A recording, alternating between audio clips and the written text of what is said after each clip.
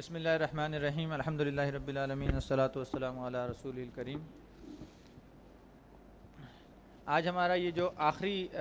Session ہے یہ سوال جواب کا سلسلہ ہے، اور اس کے لیے الحمدللہ ہمارے پاس ایک بہت ہی لرنڈ پینل موجود ہے، جس کے اندر مفتیان کرام بھی موجود ہیں، اور ہمارے سینٹرل بینک کے جو اسلامک بینکنگ ڈپارٹمنٹ ہے اس کے سب سے ایک سینئر ہمارے جو ساتھی ہیں محمود شفقت صاحب، وہ بھی موجود ہیں۔ اور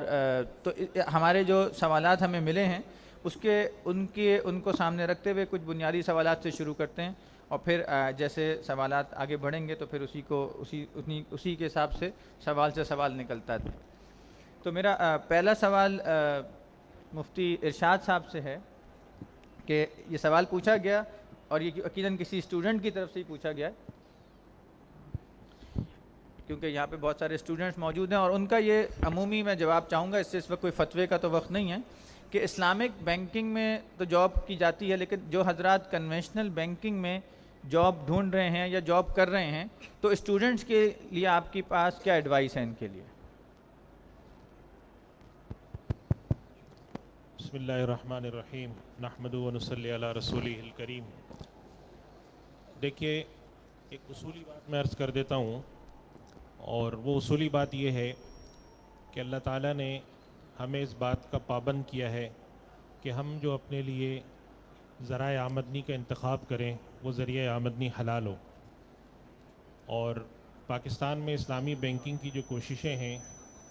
وہ اس بات کا اعتراف کرتی ہیں، اور اس بات کا حقیقت میں یعنی سب کو علم بھی ہے کہ بدقسمتی سے اس وقت اسلامی ملکوں میں بعض ذرائع آمدنی ایسے جو کہ شرعاً ناجائز ہیں مگر قانونی طور پر وہ جائز سمجھے جاتے ہیں، جن کے اندر سود کا کاروبار بھی شامل ہے، جن کے اندر اور بہت ساری انڈسٹریز ایسی ہیں، انشورنس کی انڈسٹری ہے، سود کی ہے، اور اس کے علاوہ بھی بعض انڈسٹریز ایسی ہیں کہ جن کا کام شرعی نقطہ نظر سے تو ناجائز ہے مگر قانون اس کو جواز فراہم کرتا ہے۔ تو یہ کبھی بھی کسی آدمی کو، کسی مسلمان کو مشورہ نہیں دیا جا سکتا کہ وہ شعوری طور پر اپنے لیے کوئی ایسا ذریعہ آمدنی منتخب کرے جو حرام ہو، جو اللہ اور اس کے رسول نے ناجائز قرار دیا ہو۔ اور اس کے ساتھ ساتھ مسلمان حکمرانوں سے اور اہل اقتدار سے بھی اس بات کی اپیل کی جاتی ہے اور پرزور اصرار کیا جاتا ہے کہ آپ لوگ ملک میں رہنے والے مسلمانوں کے لیے ایسے ذرائع آمدنی فراہم کریں جو حلال ہوں، اور اگر ایسے ذرائع آمدنی ہیں جو کہ حرام ہیں تو ان کو جلد از جلد حلال میں تبدیل کیا جائے، جیسا کہ اسلامی بینکنگ کی کوشش بھی یہی ہے۔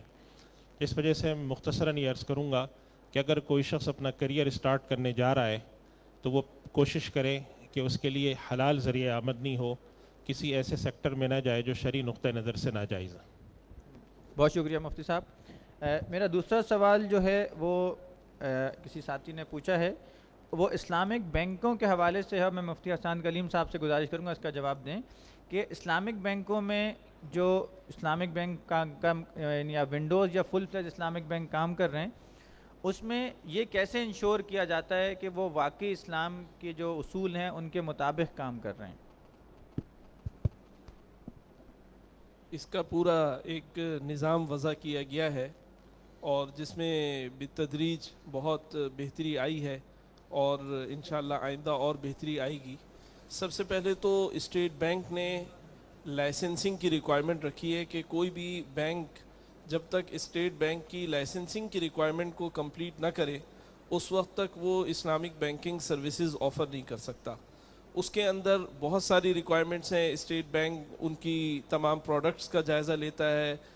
چاہے وہ ڈپازٹ سائٹ کی ہوں، چاہے وہ ایسٹ سائٹ کی ہوں، سروسز کیا ہوں گی، ان کا شریعہ بورڈ کیا ہے، کس قسم کے لوگ ہیں، ان کا ایکسپیرینس کیا ہے۔ اس کے علاوہ انٹرنلی ان کے پاس شریعہ کنٹرولز کیا ہیں۔ تو بہت ساری چیزیں ہیں، اس کو دیکھا جاتا ہے، اس کو انشور کیا جاتا ہے۔ اس کے علاوہ خود ایک اسلامک بینک، چاہے وہ فل فلیج اسلامک بینک ہو یا کنونشنل بینک کا کوئی اسلامک ونڈو ہو، تو وہاں انٹرنلی بھی ایک شریعہ بورڈ کا کانسیپٹ ہے، اور ریزیڈنٹ شریعہ ایڈوائزر کا کانسیپٹ ہے، جس کے ساتھ پوری ایک شریعہ ٹیم ہوتی ہے جس کے اندر مختلف ڈپارٹمنٹس ہیں، پروڈکٹ ڈیولپمنٹ کا الگ ڈپارٹمنٹ ہوتا ہے, کمپلائنس کا الگ ڈپارٹمنٹ ہوتا ہے, اور اسی طریقے سے سارے ایریاز کو وہ دیکھتے ہیں. پھر انٹرنل شریعہ آڈٹ ہوتا ہے. اسی طریقے سے آئندہ چل کر بہت ممکن ہے کہ ایکسٹرنل شریعہ آڈٹ بھی ہوا کرے, اور اسی طریقے سے اسٹیٹ بینک بھی مختلف اوقات میں اس ایک اسلامی بینک کو اجازت دے دینے کے باوجود بھی اس کی پروڈکٹس کو چیک کرتا رہتا ہے. اور پھر اب چونکہ انڈسٹری میچور ہوتی جا رہی ہے اور سب کو ایک دوسرے کی پروڈکٹس کا علم ہوتا ہے, اس لیے یہ بڑا مشکل کام ہے کہ کوئی اسلامی بینک جو ہے وہ کوئی ایسی یونیک پروڈکٹ لے کر آ جائے, یا اس کے ہاں بہت بڑا فلو ہو امپلیمنٹیشن کے اندر, اس لیے کہ پھر یہ ایک ریپوٹیشنل رسک بن جاتا ہے. تو انٹرنلی بھی چیکنگ ہے, ایکسٹرنل بھی چیکنگ ہے, انٹرنل بھی دباؤ ہے اور ایکسٹرنل بھی ہے, جس کی وجہ, اور الحمدللہ یہ ایک پورے نظام کی شکل اختیار کر گیا ہے, جس کی وجہ سے اس بات کا خاطر خواہ انتظام موجود ہے کہ جو شریعہ کی گائیڈ لائنز ہیں ان کو پورا کیا جا رہا ہے. بہت شکریہ مفتی حسان صاحب, بڑا مفصل جواب دیا آپ نے. اور اس سلسلے میں ایک اور گزارش کروں گا کہ جو حضرات اسلامک بینکنگ کے بارے میں یہ دیکھنا چاہتے ہیں کہ ان کی شریعہ کمپلائنس یا شریعت کے اصولوں پہ کیسے چلتا ہے, تو وہ ضرور اسلامک بینکوں کی جو اینول رپورٹ ہوتی ہے اس کے اندر شریعہ ایڈوائزر یا شریعہ بورڈ رپورٹ ضرور ہوتی ہے, اس کو پڑھیں. وہ اس میں تفصیل سے یہ پورا طریقہ کار اور اس بات کی ایک آڈٹ اور اس بات کا جو ریویو ہے شریعہ کے حوالے سے, اس کے جو نتائج ہیں وہ لکھے ہوتے ہیں. اور یہ ہر اسلامک بینک اور ہر اسلامک ونڈو پہ اس بات کی پابندی ہے کہ وہ اپنے اینول رپورٹ میں شریعہ ایڈوائزر رپورٹ یا آپ شریعہ بورڈ رپورٹ کو شائع کرے گا, تو اس سے بھی آپ کو اس بات کا ایک مکمل جواب مل سکتا ہے. تیسرا سوال اسٹیٹ بینک سے ہمارے ساتھ محمود شفقت صاحب ہیں, تو ان کا فائدہ اٹھاتے ہوئے یہ ایک سوال 2-3 لوگوں نے پوچھا کہ یہ سمجھ میں کچھ لوگوں نہیں آتا کہ اسٹیٹ بینک تو دونوں سسٹم چلا رہا ہے, وہاں اسلامک نظام بھی ہے جو شروع ہو گیا الحمدللہ, اور انٹرسٹ بیسڈ بینکنگ بھی ہے, تو کیا ایسا تو نہیں کہ پیسہ خلط ملط ہو رہا ہے آپس میں؟ ایک سوال. اور اسی کے ضمن میں ایک اور سوال کسی نے پوچھا ہے کہ کیا اسلامک بینک جو اسٹیٹ بینک میں اپنا پیسہ رکھتے ہیں تو کیا اس پہ بھی سود کا کوئی معاملہ ہوتا ہے؟ تو یہ محمود صاحب.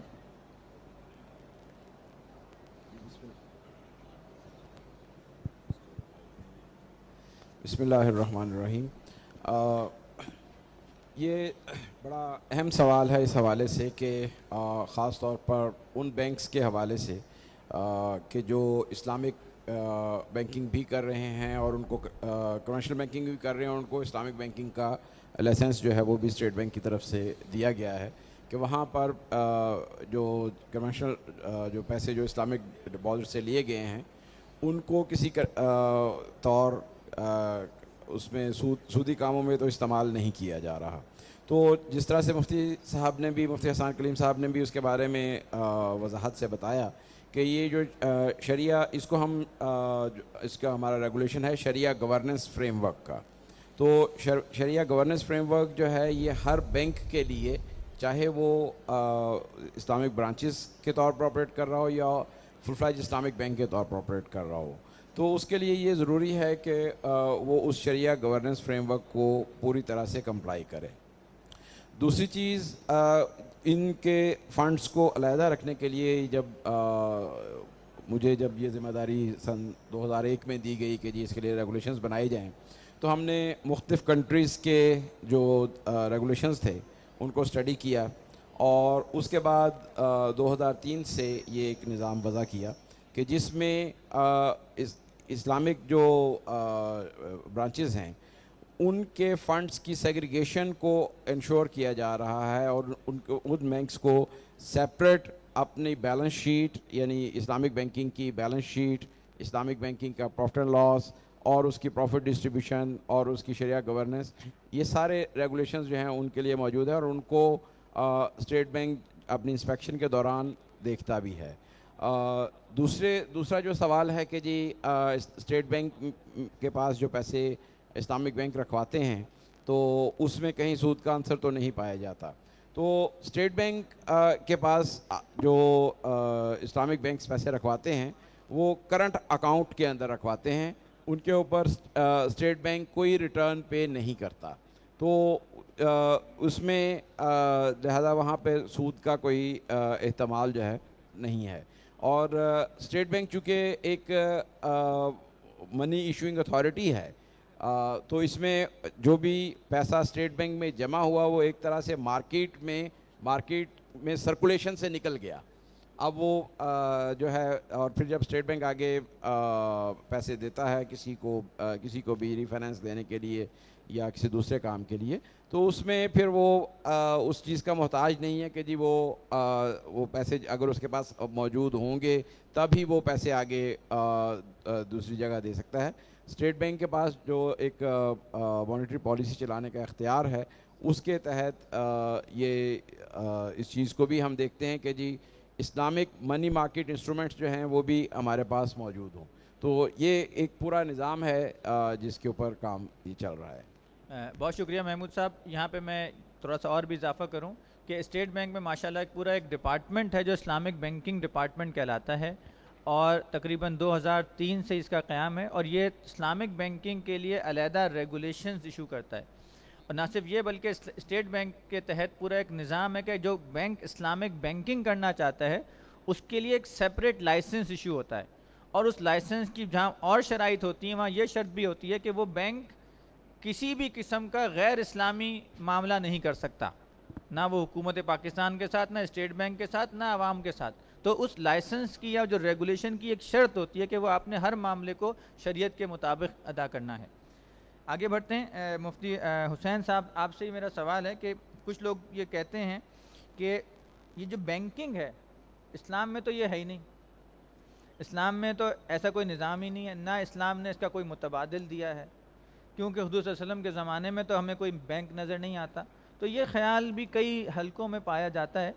کہ نہ بینکنگ تھی، نہ بینکنگ کا تصور تھا، نہ بینکنگ کے جو پروڈکٹس ہیں مداربہ مشارکہ یہ بھی کچھ لوگ کہتے نہیں ہوتے تھے. تو اس پہ ذرا آپ روشنی ڈالیں گے؟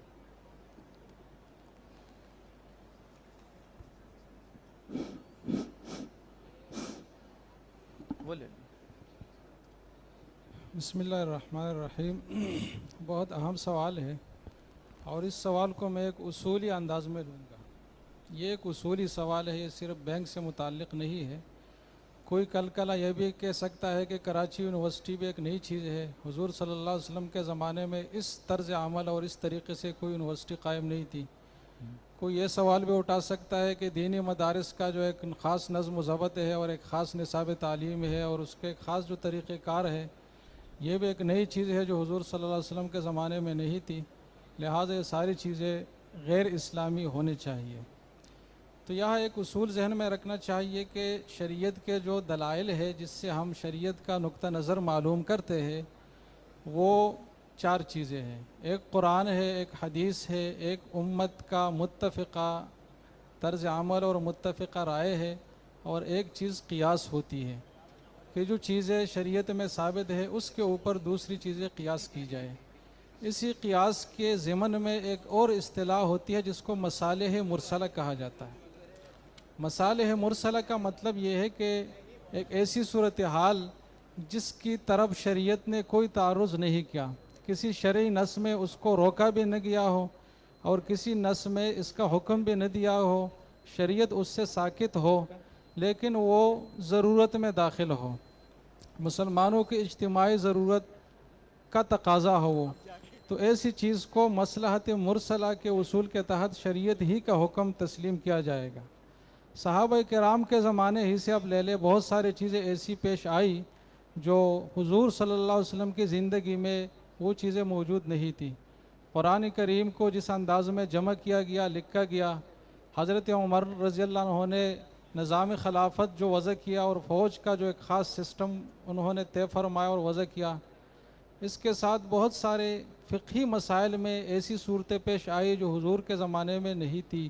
لیکن صحابہ نے معاشرے کو دیکھا اور شریعت کے مزاج اور اصول کو دیکھا اور اسی سے کوئی حکم نکال کر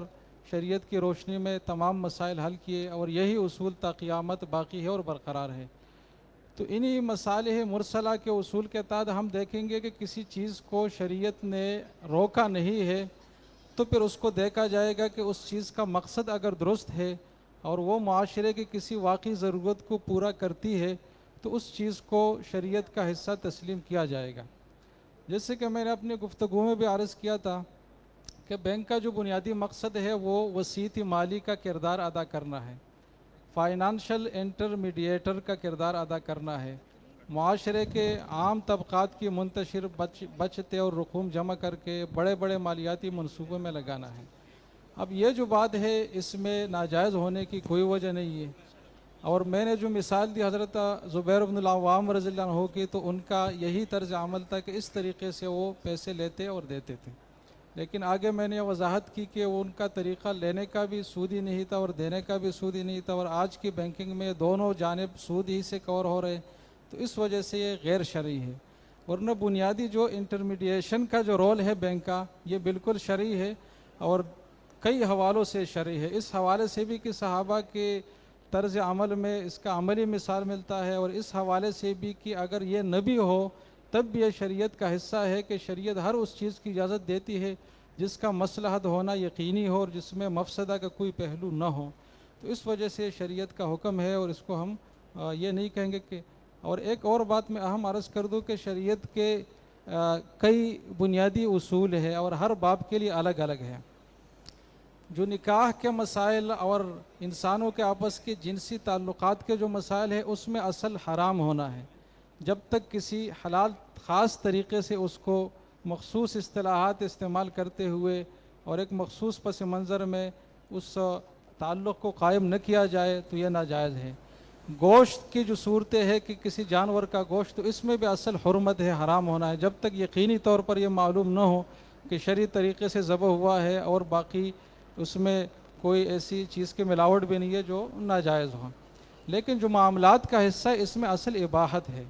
مطلب ہر وہ معاملہ شرعی ہے اور جائز ہے جس کے بارے میں شریعت نے روکا نہ ہو۔ جس کے بارے میں روکا ہو تو ہم اس کو غیر شرعی کہیں گے، جو روکا نہ گیا ہو اور شریعت اس سے ساکت ہو تو ہم اس معاملے کو اس بنیاد پر شرعی کہیں گے کہ اصل ہر معاملے میں شرعی ہونا ہے اور جائز ہونا ہے۔ اس حوالے سے ہم بینکنگ کے تمام آپریشن کو دیکھ سکتے ہیں کہ اس کے مقاصد چونکہ درست ہے تو اس کے طریقہ کار اگر غلط ہے تو اس میں کریکشن ہم کریں گے، لیکن یہ ہم نہیں کہہ سکتے کہ بینکنگ سسٹم ہی کو ہم ختم کریں۔ بہت شکریہ۔ جی ٹھیک ہے، السلام علیکم۔ بہت شکریہ مفتی صاحب، یہ بڑا آپ نے وضاحت سے بتایا کہ بینکنگ بذات خود اس کو یہ کہنا کہ یہ اسلام میں نہیں ہے یا اسلام کے مخالف ہے، ایسی بات نہیں ہے۔ اصل چیز یہ کہ اگر وہ جو طریقہ کار اختیار کیا جا رہا ہے بینکنگ کی ضرورت کو پوری کرنے کے لیے، یا فائنینشیل انٹرمیڈیشن کا جو پروسیس یا طریقہ اختیار کیا جا رہا ہے، اگر وہ صحیح طریقے سے کیا جا رہا ہے تو اسلام میں اس کی گنجائش بھی ہے، بلکہ نہ صرف گنجائش ہے بلکہ اس کو آج کے معاشرے کے لیے، آج کی اکانومی کے لیے ایک ضروری عمل قرار دیا جا سکتا ہے۔ آگے بڑھتے ہیں۔ میرا ناصر سید صاحب سے ایک سوال ہے کہ آج کل یہ دیکھا جا رہا ہے کہ بہت ساری جو تکافل شروع ہوا انشورنس کے متبادل کے طور پہ علماء نے اس کو پیش کیا، اور اب یہ دیکھا گیا کہ بہت ساری جو انشورنس کمپنیز تھیں وہ بھی تکافل کی طرف آ رہی ہیں، تو اس پہ کیا آپ کہیں گے کہ یہ ایکسیپٹ کر لیا انہوں نے اس ماڈل کو، اس کی گروتھ ہو رہی ہے، اور اس میں اگین اسٹوڈنٹس یا جو نئے لوگ ہیں ان کے حوالے سے کوئی بات آپ چاہیں تو؟ بسم اللہ الرحمن الرحیم۔ بڑا اہم سوال آپ نے کیا ہے، کیونکہ پاکستان میں اگر ہم دیکھیں تو انشورنس شروع سے موجود تھا، اور 2005 میں جب ایس سی سی پی نے تکافل کے رول دیے تو اس کے بعد پہلی تکافل کمپنی پاک قطر فیملی تکافل پاکستان میں 2007 میں وجود میں آئی تھی۔ 5 سال کے گیپ کے بعد ایس سی سی پی نے ونڈوز کی اجازت دی، اور اس ونڈوز کے نتیجے میں اب کنونشنل انشورنس کمپنیز بھی تکافل کے ونڈوز کے ساتھ مارکیٹ میں آ رہی ہیں۔ تو الحمدللہ میں اس کو پازیٹیو اس طریقے سے دیکھتا ہوں کہ جو ہمارے علماء کرام نے یا بزرگوں نے جو محنت کی اور اس ماڈل کو دیا کہ جس سے ہم حرام سے بچتے ہوئے حلال طریقے سے اپنے رسک کو میٹیگیٹ کر سکتے ہیں، اس کو نہ صرف تکافل کے ماڈل نے پریزنٹ کیا بلکہ مارکیٹ نے ایکسیپٹ کیا، اور اب ونڈو کی صورت میں کنونشنل انشورنس کمپنیز مجبوراً اس طرف آ گئی ہیں۔ اس سے ہوگا یہ کہ اویئرنیس کریٹ ہوگی اور اس کا پروسیس مزید ریفائن ہوگا، جیسے مفتی احسان کلیم صاحب نے اپنے اسپیچ میں بتایا تھا کہ کس طریقے سے اس کا ارتقا اور یہ ماڈل ہے، اور اس میں جیسے جیسے شریعہ آڈٹ اور شریعہ کی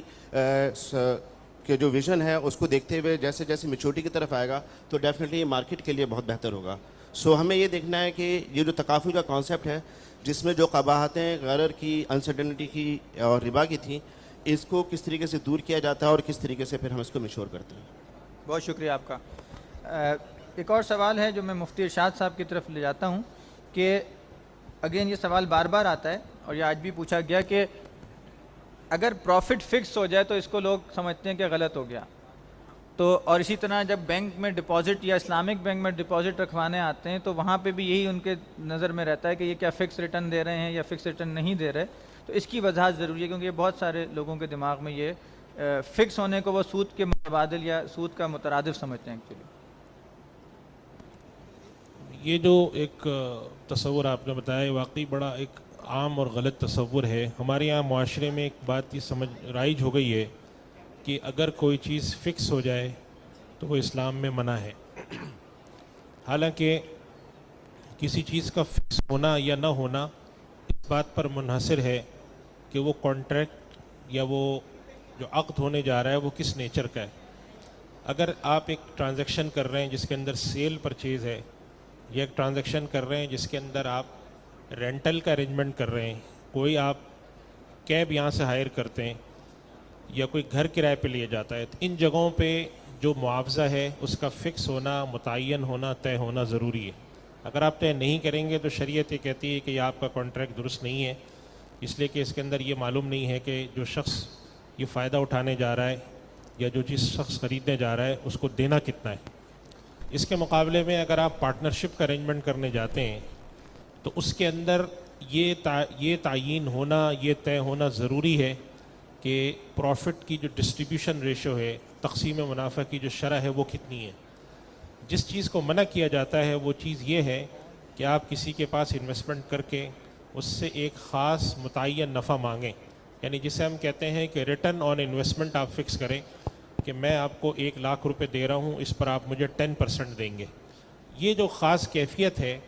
اس کو شریعت نے منع کیا ہے مضاربہ میں اور مشارکہ میں، یعنی جب آپ انویسٹمنٹ کرتے ہیں. اور اس کی بڑی سادہ سی وجہ ہے کہ یہ جب آپ انویسٹمنٹ کر رہے ہیں آپ کو یہ بات نہیں معلوم حتمی طور پہ کہ سامنے والا جو ہے جو آپ کا پیسہ لے کر کاروبار کر رہا ہے وہ کتنا کمائے گا. کیا وہ اتنا کما بھی سکتا ہے کہ آپ کو دے؟ ہو سکتا ہے کہ اس کا ریٹرن آن انویسٹمنٹ ہو ہی 5%. اب جب وہ آپ کو 10% دے گا تو ممکن ہی نہیں. تو ایسی صورت کے بارے میں شریعت نے منع فرمایا کہ جب تم کسی کے ساتھ مشارکہ کرو یا مضاربت کرو تو اس کے ساتھ منافع کی تقسیم کرنے کی شرح، یعنی تم یہ طے کر لو کہ جتنا بھی نفع ہوگا اس ریشو سے ڈسٹریبیوٹ ہوگا، لیکن یہ طے نہ کرو کہ جو تم دے رہے ہو اس کا ایک خاص حصہ یا ریٹرن ہمیں چاہیے. اس چیز کو لوگوں نے عام کر کے پھیلا دیا. اب جہاں پر بھی فکس ہونے کا لفظ آتا ہے اس کو منع کرتے ہیں. ایک زمانے میں جب اسلامک بینک مدت کے اعتبار سے ڈپازٹ لیتے تھے اس کو کہتے تھے فکس ڈپازٹ، تو وہ فکس کہا جاتا ہے مدت کے اعتبار سے کہ 5 سال کا ہے. تو اس پر بھی بعض دفعہ لوگوں کو اعتراض ہوتا تھا کہ یہ فکس ڈپازٹ اسلامی بینک میں کیسے ہیں، حالانکہ وہ فکس ہوتا تھا مدت کے اعتبار سے. اسی طرح اسلامک بینک جو نفع دیتے ہیں، اور اس وقت جو اسٹیٹ بینک نے ایک میکینزم متعارف کرایا ہوا ہے پول،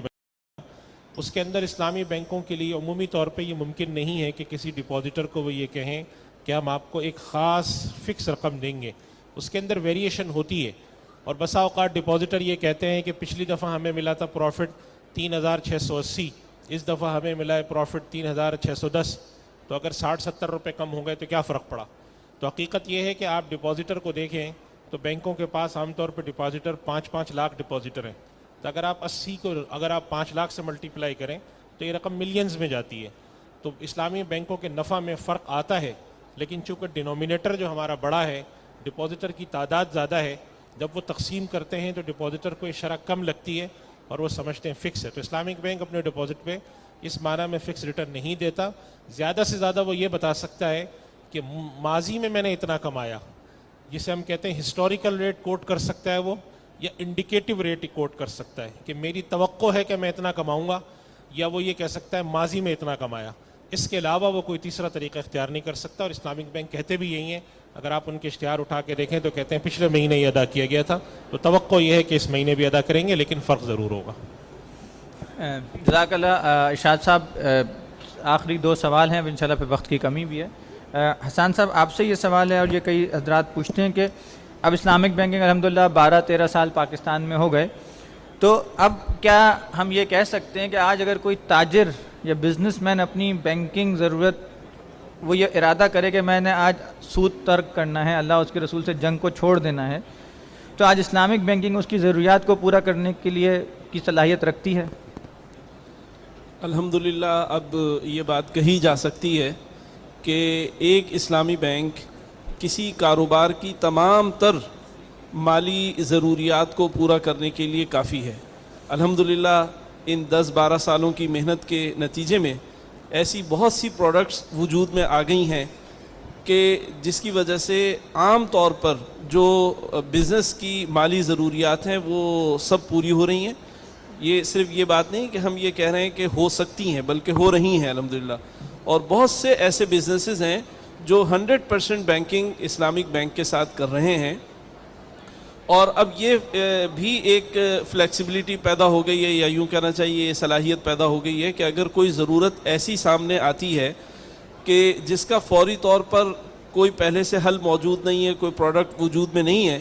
تو بہت جلدی سے اس پروڈکٹ کو بنا لیا جاتا ہے۔ اور اسلامک بینکنگ کے اندر یہ ایک خاص بات ہے کہ ہر معاملے میں تقریباً کچھ فرق ہوتا ہے۔ یعنی یہاں پہ صرف یہ بات تو ہے نہیں کہ کسی کو قرض کے اوپر رقم فراہم کر دی گئی اور اس سے سود وصول کر لیا گیا، سیکیورٹی لے لی گئی۔ کنونشنل بینکنگ کے اندر چونکہ یہ طریقہ ہے، لہٰذا وہاں کوئی بہت زیادہ ویریشن نہیں ہے پروڈکٹس کا، اگر ہے بھی تو وہ مدت کے اعتبار سے ہے یا ادائیگی کے طریقے کے اعتبار سے ہے۔ لیکن اسلامک بینک کے اندر اگر آپ مرابحہ ایک پروڈکٹ کا نام ہے، لیکن جب آپ اس کی تنفیذ کو دیکھتے ہیں کہ اس کی امپلیمنٹیشن کیسے ہوئی، تو آپ کو 10-20 مختلف طریقے اس کے اندر نظر آتے ہیں۔ تو الحمدللہ اسلامک بینک کے اندر جو ہے، اسلامک بینکنگ کے اندر جو ہے وہ عمق پیدا ہوتا جا رہا ہے اور تمام تر ضروریات کو پورا کیا جا رہا ہے۔ لیکن ظاہر ہے کہ کچھ ضروریات ایسی ہو سکتی ہیں کہ جو شرعی اعتبار سے ضروری ہی نہیں ہیں، تو ان کا اگر اسلامک بینکنگ ان کو پورا نہیں کر پا رہی ہے تو وہ ٹھیک ہے، اس کو تو ویسے ہی خارج ہونا چاہیے۔ اور کچھ چیزیں ایسی ہیں کہ اس ضرورت کو ہم پورا تو کر رہے ہیں، لیکن ابھی بھی اس کے اندر کچھ دشواری ہے اور اس کے لیے بہتر پروڈکٹس کی ضرورت ہے۔ مثال کے طور پہ اسلامک بینک جو ہیں وہ رننگ مشارکہ کی فیسیلیٹی دیتے ہیں، اور اس کے ذریعے سے بالکل اسی طرح کا فائدہ حاصل ہوتا ہے جیسے کسی بزنس کو رننگ فائنینس سے، کنونشنل کی رننگ فائنینس فیسیلیٹی سے حاصل ہوتا ہے۔ لیکن چونکہ یہ مشارکہ ہے اور اس کے اندر بینک کو نقصان کا بھی خطرہ ہو سکتا ہے، اس لیے بینک جو ہے وہ اس کے اندر کافی شرائط عائد کرتے ہیں۔ تو اگر ان شرائط کو پورا نہ کرنے کی وجہ سے کوئی کسٹمر یہ نہیں لے پا رہا ہے اسلامک بینک سے، تو اس قسم کی دشواریاں اب بھی ہیں، لیکن پروڈکٹس رینج جو ہے وہ الحمدللہ کافی حد تک آ چکی ہے۔ جزاک اللہ مفتی صاحب۔ تو یہ دیکھیں، اس بات سے یہ واضح تو ہو گیا الحمدللہ کہ اب اسلامک بینکنگ اس لیول پہ آ چکی ہے اپنی پروڈکٹس کے حوالے سے کہ آج اگر کوئی تاجر، کوئی بزنس مین اپنے آپ کو سودی نظام سے نکال کے اسلامک نظام یا اسلامک بینکاری نظام سے وابستہ کرنا چاہے تو اپنا پورا وہ مکمل بزنس اسلامک طریقے سے وہ الحمدللہ رن کر سکتا ہے۔ بس اب ایک آخری اور مختصر سا سوال ہے جو میں محمود شفقت صاحب سے کروں گا۔ یہ بات آتی ہے کہ اسٹیٹ بینک نے یہ اپنا ایک اسٹریٹجک پلان بتایا کہ جی اسلامک بینکنگ کو 20% تک لے جانے کا ارادہ ہے اور اسٹیٹ بینک کی سپورٹ ہے، تو اس مختصر اس پہ بتا دیں کہ انشاءاللہ اس کی جو یعنی ہماری جو آگے کا جو پلان ہے وہ کیا ہے اس حوالے سے۔ جی، اس میں اسٹیٹ بینک نے 2002 سے اسلامک بینکنگ کے لائسنسز دینے شروع کیے۔ پہلا لائسنس جو ہے وہ میزان بینک کو ملا، تو اسکریچ سے ایک طرح سے ہم نے یہ کام شروع کیا، اور اس کی ہم نے جب اس کی کیلکولیشن کی تقریباً پچھلے 12 یا 13 سال کے اندر جو کمولیٹیو ایوریج گروتھ ہے اسلامک بینکنگ کی وہ 50% سے زیادہ ہے ڈپازٹس کی خاص طور پر، اور اس وقت ڈپازٹس کے اندر مارکیٹ شیئر جو ہے وہ 13% کے قریب ہے ٹوٹل بینکنگ ڈپازٹس کا، اور اس کو ہم جو ایسٹ وائز اور ڈپازٹ وائز ہمارا پلان جو ہے وہ یہ ہے کہ سن 2020 تک کم از کم اس کو ہم 20% مارکیٹ شیئر اسلامک بینکنگ کا ہو جائے۔ آواز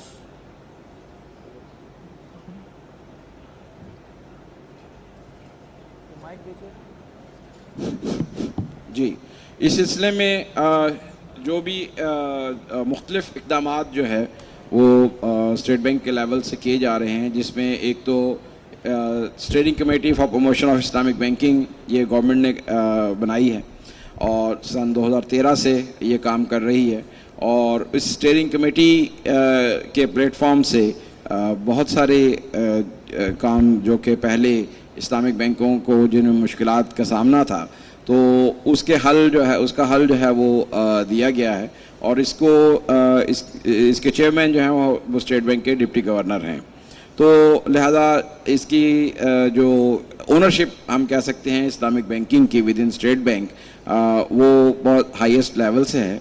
اور اس میں جو ہم نے اس اسٹیئرنگ کمیٹی کے پلیٹ فارم سے اور اس سے پہلے ہم نے اسٹریٹجک پلان بھی بنایا، تو ہم نے یہ دیکھا کہ جو بینکنگ لاز ہیں، ریگولیشنز ہیں، ان میں مزید بہتری لانے کی گنجائش ہے، اور اس کے لیے جو امینڈمنٹس ہیں وہ ہم نے تیار کی۔ پھر ٹیکسیشن کے ایشوز ہیں کہ اسلامک بینکس جب وہ اسلامک بینکنگ ٹرانزیکشنز کر رہے ہوتے ہیں تو ان کو ٹیکس نیوٹرل رجیم جو ہے وہ فراہم کیا جائے تاکہ ان کی جو ٹرانزیکشنز ہیں وہ کمپیٹیٹیو ہوں، اور اسی طرح سے صرف بینکوں کے لیے ہی وہ ٹرانزیکشنز کمپیٹیٹیو نہ ہوں بلکہ جو کسٹمرز ہیں اسلامک بینکس کے کسٹمرز ہیں ان کے لیے بھی وہ ٹیکس ٹریٹمنٹ جو ہے وہ ایسا ہو کہ اس میں ان کو کوئی نقصان جو ہے وہ نہ برداشت کرنا پڑے۔ تو ٹیکس امینڈمنٹس کے اوپر جو کام ہے وہ بھی ہم کر رہے ہیں۔ پھر اس میں ایک جو بڑا ایلیمنٹ ہے وہ کیپیسٹی بلڈنگ کا ہے کہ اسلامک بینکنگ کے اندر جو ہمارا جو اویلیبل ورک فورس ہے تو ان کو پراپرلی ٹرین کرنا، پراپرلی ایجوکیٹ کرنا، اس کے لیے اسٹیٹ بینک جو ہے وہ بہت عرصے سے اپنے ٹریننگ پروگرامز جو ہے وہ چلا رہا ہے، اور دوسرے جو جامعات کے اندر اور مدارس کے اندر بھی جہاں جہاں یہ شروع کرنے کی کوشش ہوتی ہے تو ہم ان کو فلی سپورٹ کرتے ہیں۔ تو اس کے ساتھ ساتھ ابھی 3 سینٹر آف ایکسلنس جو ہیں وہ قائم کیے گئے ہیں، ایک IBA کراچی میں، ایک لمس لاہور کے اندر، اور تیسرا institute of management sciences Peshawar میں۔ تو ان کو یہ centre of excellence for Islamic finance جو ہے ان کو فنڈنگ وہ ڈیفٹ کے تھرو جو ہے وہ ڈیفٹ کی فنڈنگ اسٹیٹ بینک کے تھرو پرووائڈ کی جا رہی ہے، اور یہ سینٹر آف ایکسلنس جو ہیں یہ نہ صرف ایجوکیشن اور ٹریننگ فراہم کریں گے بلکہ جن ایریاز میں فردر ریسرچ کی ضرورت ہے اس ضرورت کو بھی پورا کرنے کے لیے کام کریں گے۔ اور یہ جو ایک لوگوں کے ذہن میں بہت سارے خدشات ہیں اس کے حوالے سے، اور جن کا آج ان سوالوں کے اندر بھی کچھ آپ کو ہمیں محسوس ہو رہا ہے، تو ان سوالات کے جوابات جو ہے وہ لوگوں کو فراہم کیے جائیں۔ اور چوتھی چیز اس کے اندر اویئرنیس، پبلک اویئرنیس کی ہے۔ تو اویئرنیس کیمپین جو ہے وہ سب سے پہلے ہم نے 2013 میں ایک اویئرنیس کیمپین چلائی، اور اس کے بعد 2014 میں اس کا سیکنڈ فیز جو ہے اس کو لانچ کیا گیا، جو تاکہ عام بزنس، اور اس سلسلے میں ہم چیمبر آف کامرس کے اندر جو ہے وہ جا کے پروگرام کرتے ہیں۔ یہاں پہ ارشد صاحب موجود ہیں، وہ چیمبر آف کامرس کے تحت بھی ہم ان کا بزنس کمیونٹی کو یہ اسلامک بینکنگ کا پیغام اور اس کے جو پروڈکٹس ہیں وہ متعارف کرواتے ہیں۔ اس میں جو ایک بڑی اور اہم بات جس کی طرف کام کرنے کی ضرورت تھی وہ اسلامک کیپٹل مارکیٹس کو ڈیولپ کرنا، کیونکہ صرف بینکنگ جو ہے وہ الگ تھلگ رہ کے کام نہیں کر سکتی۔ اس کے اندر جو اسلامک فائنینس کے دوسرے شعبے ہیں جن میں تکافل بھی شامل ہے، جس کے اندر سکوک ٹرانزیکشنز بھی شامل ہیں، جس کے اندر شیئرز ٹریڈنگ کا اسلامک انڈیکس بھی شامل ہے، تو ان کیپٹل مارکیٹس کی اسلامک کیپٹل مارکیٹ کو فردر ڈیولپ کرنے کے لیے بھی ہم SCCP جو securities exchange commission of Pakistan ہے اس کے ساتھ کوآرڈینیشن کر رہے ہیں، اور وہاں پر الحمدللہ اب اسلامک فائنینس ڈپارٹمنٹ جو ہے وہ بھی SCCP میں قائم ہو چکا ہے۔ تو یہ جو مختلف نوعیت کے جو کہ ہم نے اس میں چیلنجز ان کو پہلے آئیڈینٹیفائی کیا کہ کیا کیا چیلنجز ہیں اسلامک فائنینس کی ڈیولپمنٹ کے لیے، اور ان چیلنجز کا مقابلہ کرنے کے لیے ہمیں کیا کیا اقدامات کی ضرورت ہے، ان کا پورا ایک پلان جو ہے وہ تیار کیا گیا۔ بہت شکریہ بس آخر میں اسٹیٹ بینک کی اس بات کو آگے بڑھاتے ہوئے کہ الحمدللہ اسٹیٹ بینک نے جہاں بہت سارے اچھے اقدامات کیے وہاں پہ ایک بہت ہی اچھا اقدام ان کا یہ جو کمپین اگر آپ دیکھیں جو انڈسٹری کے ساتھ مل کے چلائے، جس میں اسلامک بینکس اور کنونشنل بینکوں کی جو اسلامک برانچز تھیں وہ بھی شامل تھیں، اور ان سب نے ایک واضح میسج دیا پوری قوم کو، اس میں اخبار میں اشتہار بھی آئے کہ دل کا اطمینان اسلامک بینکنگ، اگر آپ کو سود سے پاک نفع چاہیے تو ہماری اسلامک بینکنگ برانچوں میں یا ہمارے اسلامک بینکوں سے اپنا اکاؤنٹ منتقل کریں۔ تو یہ ایک بڑا اعتراف بھی ہے اور ایک واضح پیغام بھی ہے بینکوں کی طرف سے۔ پھر اسی طرح الحمدللہ اسٹیٹ بینک آف پاکستان کا جیسے آپ کو علم ہوگا کہ شریعہ بورڈ ہے، اور اس کے چیئرمین مفتی تقی عثمانی صاحب ہیں، جو کہ اس پورے نظام کو اسٹیٹ بینک کی طرف سے، اس کے شریعہ بورڈ کی طرف سے اس کی ایک طرح سے نگرانی بھی کر رہے ہیں۔ تو الحمدللہ یہ کافی بنیادی یا مضبوط بنیادوں پہ اس چیز کو قائم کیا جا رہا ہے، اور انشاءاللہ امید ہے کہ جہاں کنونشنل بینکنگ 100% سے کم ہو کے 87% آئی اور انشاءاللہ 80% ہو جائے گی، تو انشاءاللہ کچھ دنوں میں یہ اور کم ہوگی اور ایک وقت آئے گا کہ پورا نظام اسلامک بینکنگ کی طرف منتقل ہو چکا ہوگا۔ انہی الفاظ کے ساتھ میں تمام اپنے شرکاء کا بہت زیادہ شکریہ ادا کرتا ہوں کہ آپ نے اپنے وقت نکالا، اپنی قیمتی رائے سے ہمارے جو سوالات تھے ساتھیوں کے ان کے جواب دیے، اور انشاءاللہ میں سمجھتا ہوں کہ ان کافی یعنی جواب ایسے تھے کہ پورے جو ہماری جو کوئریز تھیں وہ حل ہوئیں، اور اگر پھر بھی کوئی کچھ ساتھیوں کے ذہن میں کچھ سوالات ہیں تو انشاءاللہ لنچ ٹائم پہ اس کے بعد بھی، اور یہ ایک سلسلہ ہے جو آپ چلتا رہے گا، اور آپ اس میں جتنا وقت لگائیں گے، جتنا اس میں سیکھیں گے، تو آپ کے سوالات کے جوابات آپ کو ملیں گے۔ آپ کا بہت بہت شکریہ، جزاک اللہ۔